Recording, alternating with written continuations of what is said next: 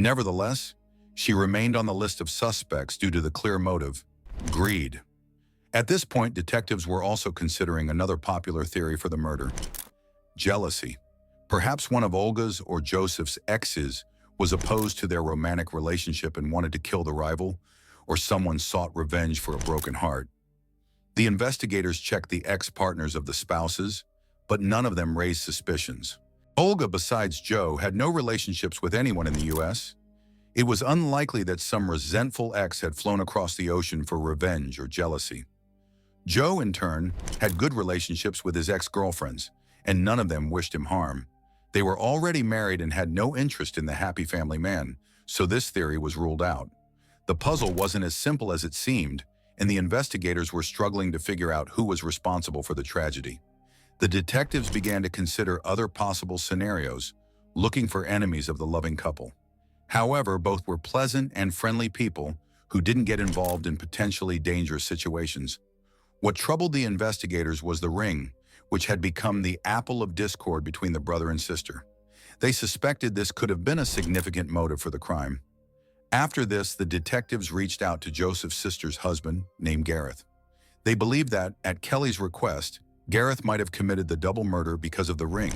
However, he had a solid alibi and confirmed his wife's alibi, who claimed that she had been feeling unwell on the day of the murder and had been resting after treatments.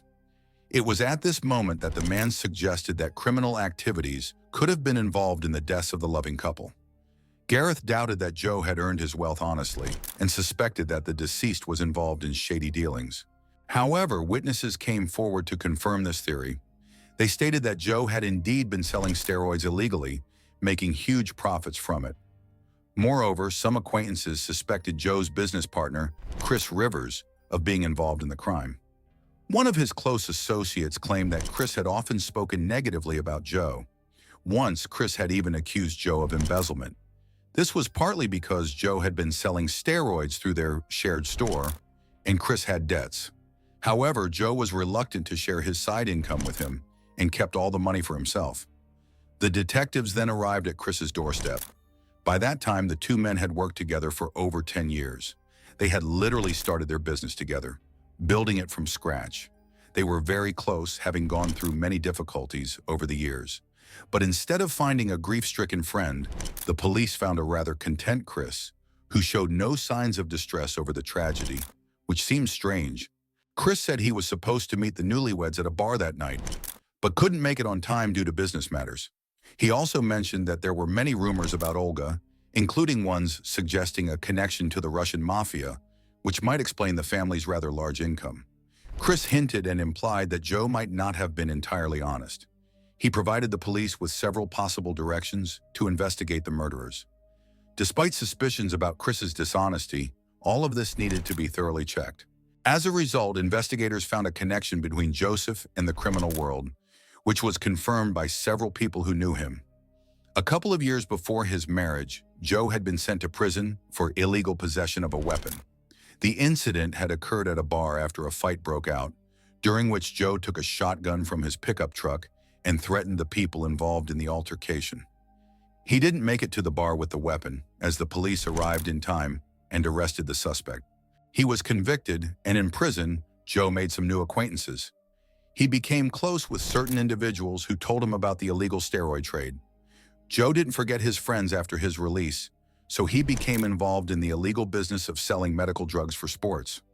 Joe was involved in criminal schemes and was fairly well known in that industry in addition to his regular business.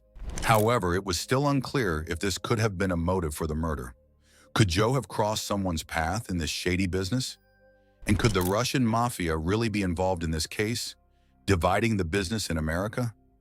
All of this had yet to be determined by the detectives. While investigating who could have been the organizer or accomplice of this dark business, the detectives came across a man named Harry Cook. He worked in the city and was interested in becoming Joe's partner in an auto shop. By the time of the victims' deaths, he had invested more than $100,000 into the business, which could have also been a motive for the attack. Moreover, Harry lived nearby the Connells, but he had a solid alibi during the time of the attack, leaving the police at a dead end. Continuing their communication with Joe's business partner, Chris Rivers, the police discovered an interesting detail. The partner had repeatedly expressed suspicion that his deceased friend was stealing money. The investigation examined the shop's financial documents, revealing that the business was indeed suffering significant losses despite high income. However, it wasn't losing money overall. Expenses were growing exponentially, which seemed highly suspicious. Money was vanishing without a trace. It became clear that someone was stealing, but the investigation revealed that it was Chris himself. In trying to find out where the money had gone, law enforcement officers learned about his opioid addiction. Chris had been spending all the money on illegal substances, and his income was no longer enough to cover it. It turned out that he was stealing from the shop, and thus from his best friend, to freely purchase narcotics. As a result, a new prime suspect emerged, one who had a strong motive for committing the crime. It became known that Chris's addiction had spiraled out of control. He was using large amounts of illegal drugs and would stop at nothing to feed his habit. The partner had accumulated significant debt and was stealing from anyone he could. Lately, he had been showing increasing signs of paranoia. He claimed he was being pursued and tried to be killed. In fact, to cover up the crime, Chris himself triggered suspicions from the police. He was first arrested for steroid possession after he turned in his partner and reported their secret sales under the counter at the shop. The drugs were found in the auto repair shop that Joe and Chris own. He talked about them and implicated his deceased friend, claiming that Joe had been selling the illegal substances through their joint business and not sharing the profits with him. It was later discovered that it wasn't Joe selling the drugs, but Chris, to cover his debts with dangerous people. His partner was accused of having a separate room in the shop for storing the steroids, which he had organized. The suspect admitted that he had indeed set up this operation out of desperation, and Joe had no knowledge of it. Later, 2 more arrests were made.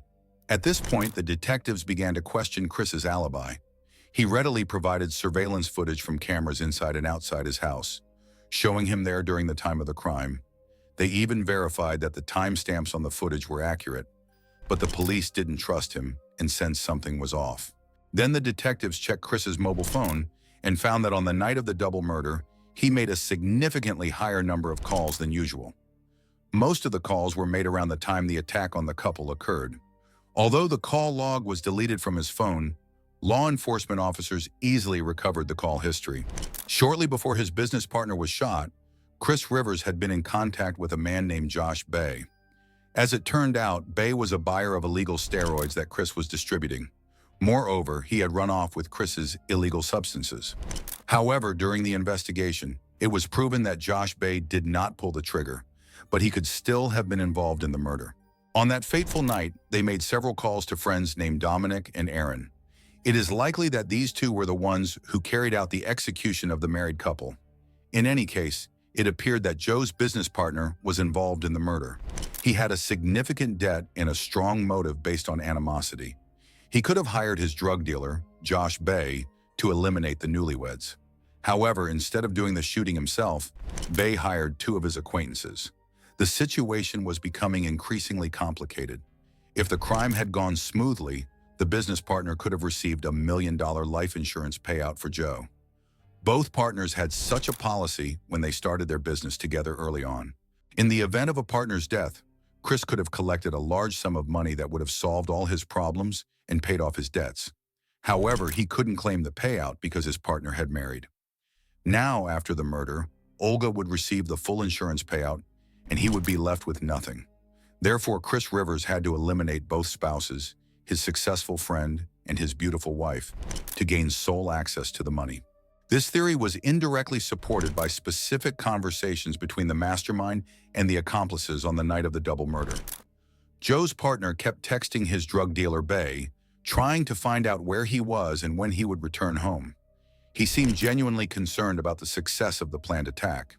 The responses were also ambiguous. Detectives seized 4 mobile phones from all the suspects involved in the double murder. The movement of the phones was tracked using cell towers. They confirmed that on September 23, 2013, the suspects were near the victims of the shooting. The actual perpetrators, Dominic and Aaron, were tracked near the Connell's home. Bay, who was orchestrating the actions, was constantly in contact with his client, Chris, who was elsewhere. The surveillance footage that the main suspect used to support his alibi didn't work entirely in his favor. The footage showed strange behavior from the business partner, as he was constantly pacing around his apartment, nervous, and never letting go of his phone. It was clear he was waiting for a response from the hired killer and communicating with him. This began to be confirmed very quickly.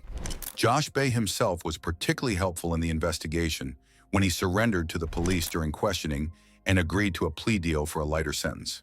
According to him, Chris did indeed ask him to kill his business partner and his wife. As payment, he gave him a $5,000 down payment and promised another $60,000 once Joe and Olga were dead. In exchange for his testimony against Chris in court, Bay entered into the plea deal. A year after the cold-blooded execution, Chris Rivers was charged with conspiracy to commit double murder. The other suspects were also brought to trial. The hearings began 19 months after the investigation began. Chris's plan had indeed failed, although he had thought it through quite well. He had hoped that the investigation would get confused and go down the wrong path. Several plausible directions were suggested.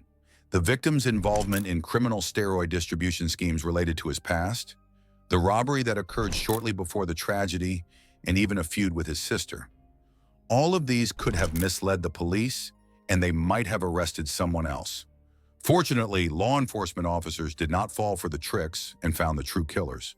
Police were able to prove that the robbery at the victim's house, which had taken place just before the crime, was staged. It had also been carried out by Bay. Under Chris's instructions, Bay had broken into the Connells' house, with the primary goal of finding and stealing the diamond wedding ring. In that case, law enforcement would have likely considered Kelly, the sister, the main suspect in the subsequent murder. However, the ring was not found among the couple's jewelry, and the plan ultimately failed. During the separate and parallel court proceedings for the criminals, Aaron Thompson confessed to the crime and received 2 life sentences for the double murder, plus 45 years when it was proven that he was the one who held the weapon. Chris Rivers also received 2 life sentences plus 50 years, as he was the mastermind behind the crime. His accomplice, Dominic Benton, was acquitted of the murder charges. While he did not shoot the couple, he was convicted of conspiracy and aiding and abetting the criminals. Dominic was sentenced to 5 years in prison. Josh Bay was sentenced to only 5 years for his active cooperation with the police. In this situation, the victim's sister, Kelly, was severely affected. At one point, the police did pressure her, trying to accuse her of murdering her brother, and nearly imprisoned an innocent woman. However, she could not have committed the double murder.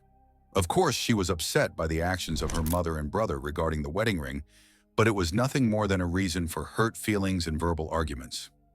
At the funeral, Kelly confessed that she loved her brother deeply and mourned his loss along with the rest of the family. If you enjoyed my work, subscribe to the channel, support this video with a like, and let's discuss this story in the comments. See you again. This is the story of a beautiful, wealthy couple, the young American Joe and the Russian beauty Olga. They had just married and went to the Virgin Islands to spend their honeymoon on the beach. It was a paradise, and life seemed perfect. However, the happy couple had no idea that the countdown had already begun, and they only had 107 days left of marital bliss. The Konu family lived in Wilmington, Delaware, USA. There were 3 children in the family, but later the parents divorced, which was a blow to everyone. The children stayed with their mother. The eldest was named John, the middle child was Joseph, and the youngest was a girl named Kelly. They were quite a noisy bunch in their childhood, often fighting over small things. But as they grew up, they found common ground and became very close. The mother also found another man, who became like a second father to the children. The family lived in a comfortable and quiet neighborhood. They were financially stable enough to grow up without wanting for anything. The middle son, Joseph, whom everyone called Joe, grew up to be an enterprising young man. Sometimes he was a bit too righteous and meticulous, but that only applied to his work. In general, he could be described as a fun guy, the life of the party. He always brought the energy up in any company and was very sociable. Things were going well for Joe. He was a co-owner of an auto service and store with one of his best friends, Christopher. Their partnership was successful, they were passionate about their work, and they were growing their business. During this time, Joe met Olga online. She was a young woman from Russia. They were both over 30 years old. Both had been burned by relationships in the past and were looking for love. They quickly clicked, as both had friendly and bright personalities, which made them well-loved by everyone. Joe was a confirmed bachelor. He just didn't think he would meet such a beautiful blonde who would completely turn his life and beliefs upside down. They started talking every day, spending hours online together, and became so close that Olga traveled to the US directly from Siberia. Joe wasn't disappointed when they met in person. He was enchanted by Olga's beauty and her gentle, accommodating nature. It was mutual. Olga was also attracted to Joe. They began dating, and their relationship quickly developed. Joe's family quickly grew fond of the Russian beauty, who was practically inseparable from their son. She seemed very delicate, fragile, but beneath the shyness, there was a very energetic and entrepreneurial woman who could handle anything. The whole family adored her. She seemed like the one who could truly make their middle son settle down. Of course, she didn't come to America just for fun. Joe had promised to marry her, so the Connells quickly decided to have a wedding. It was from this point that problems began in their relationship. The first point of contention was the engagement ring. Traditionally, the mother of the family wanted to pass down her ring to her son, but at that time, it had already been given to her daughter Kelly. Kelly had gotten married 10 years before these events. It was an expensive engagement ring worth about $20,000, inlaid with diamonds. Joe took the jewelry from his sister and secretly replaced the diamonds with cubic zirconia, after which he returned it to Kelly. The diamonds were then set in a new setting for the engagement ring, which was given to Olga. The plan was to eventually replace the diamonds with cubic zirconia and return the real stones to Kelly's ring. It was assumed that neither of the women would notice. Of course, no one intended to deceive Kelly. Everything was supposed to be returned to her. However, things dragged on. Kelly eventually noticed the difference between the stones, and this act caused her displeasure. She expressed her anger to her brother, who was very upset. He felt that his sister was trying to break family traditions and got angry about it. The wedding ceremony took place in the Virgin Islands. However, the groom's sister wasn't there, as she was upset with the couple and had to work that day. Nevertheless, she found the time to send a few sharp messages to Olga regarding her engagement ring. At that point, the bride had no idea what Joseph had done with the jewelry to create such a wedding gift, so Kelly's rudeness greatly spoiled the joy of the moment. From that point on, constant arguments and squabbles began between the brother and sister. Just a few weeks after the wedding, someone broke into the young couple's home while they were at work. The intruder stole a large amount of jewelry as well as family heirlooms. However, the ring with the Connell family diamonds was on Olga's finger at the time, so it was saved. After discovering the break-in, Joseph called the police. Law enforcement officers examined the scene and began searching for the burglar. To their surprise, the forensic experts found no evidence. If the robbery had indeed occurred and wasn't staged, the thief was clearly a professional in criminal matters. However, they wouldn't be able to pursue this case any further, as a much more serious crime loomed on the horizon involving this couple. Unfortunately, fate had other plans, and they were not destined to live happily ever after. The beginning of their life together was in the Virgin Islands, located in the Caribbean Sea, where they celebrated their honeymoon after the wedding. Here they enjoyed each other, the sea and the sun. The couple went fishing, sailed on a yacht across the turquoise waves, and tried exquisite cuisine. The family had more than enough money, so they indulged themselves during the honeymoon. Upon returning home, the young Connell family acquired a Mercedes worth over $100,000.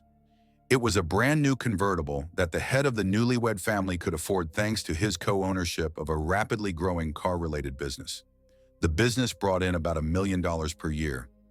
Olga was a former stock trader, so she was well-versed in economics, finance, and customer relations. She quickly became a part of her husband's business, working as an administrator. The attractive Russian blonde with an accent was sweet, friendly, and presentable, helping to grow the family business. Everything was going perfectly until one day when the irreparable happened. On September 23, 2013, just 3 months after the wedding, gunshots rang out in the house in Wilmington, where the married couple lived. Around 2 a.m., a call came into the emergency services. An eyewitness reported a woman who had been shot near the condominium in the Paladin Club complex. At that point, she was still alive. Paramedics arrived at the scene in a matter of minutes and provided first aid to Olga, who had been the victim of the attack. She had been shot multiple times. The young woman sustained serious gunshot wounds and was bleeding heavily. Paramedics rushed her to the hospital. Despite a desperate fight for her life, Olga passed away on the way to the medical facility. During the crime scene investigation, police discovered another body next to the first victim. Joe was lying in the bushes. He had been instantly killed by a gunshot to the back of the head. It didn't seem like a random robbery attempt. Rather, it appeared that the couple had been attacked from behind, possibly as they were returning home. Detectives quickly pieced together the circumstances and the information they had. The police officers realized that the previous break-in at their home might be connected to the tragic ending that had interrupted the happy love story of the married couple. Immediately, all the gathered witnesses and neighbors of the victims were questioned to see if they could provide any crucial information. Unfortunately, despite many hearing a series of gunshots, no one had seen the incident with their own eyes, so they couldn't offer any clues to the investigators. Some witnesses did hear two loud male voices arguing shortly before the fatal shots were fired. It seemed like there had been some kind of conflict between the men and the couple, which ended with the newlyweds' deaths. According to the timeline of events, this occurred right after Joseph and Olga returned from a bar. That day was Olga's 39th birthday celebration. The newlyweds, friends, and several members of Joe's family gathered for the occasion. They were having fun, dancing, and enjoying themselves until they got tired and decided to head home after midnight. They parked their convertible near the sidewalk of the condominium and made their way to the entrance, happy and content, unaware that death was lying in wait just ahead. Olga had multiple gunshot wounds to her face. One bullet hit her cheek and exited through the back of her head. Her husband was literally riddled with bullets. Several shots were fired at his body, with the fatal shot to the head. While Joe lay lifeless in the bushes near the path, his wife continued to fight for her life, waiting for help. When the police arrived to assist her, they realized that all hope was on her. They tried to get her to speak, hoping for any hint about the identity of the criminal, but the woman didn't respond. Nearby, the police found a large number of spent shell casings. This confirmed the possibility that there were multiple assailants. The thing is, there were shell casings of several different calibers. This meant that several types of weapons had been used. It was unlikely that a single criminal would have fired different guns. Moreover, around 25 bullets had been fired, which meant that there were multiple attackers, and they had acted with coordination.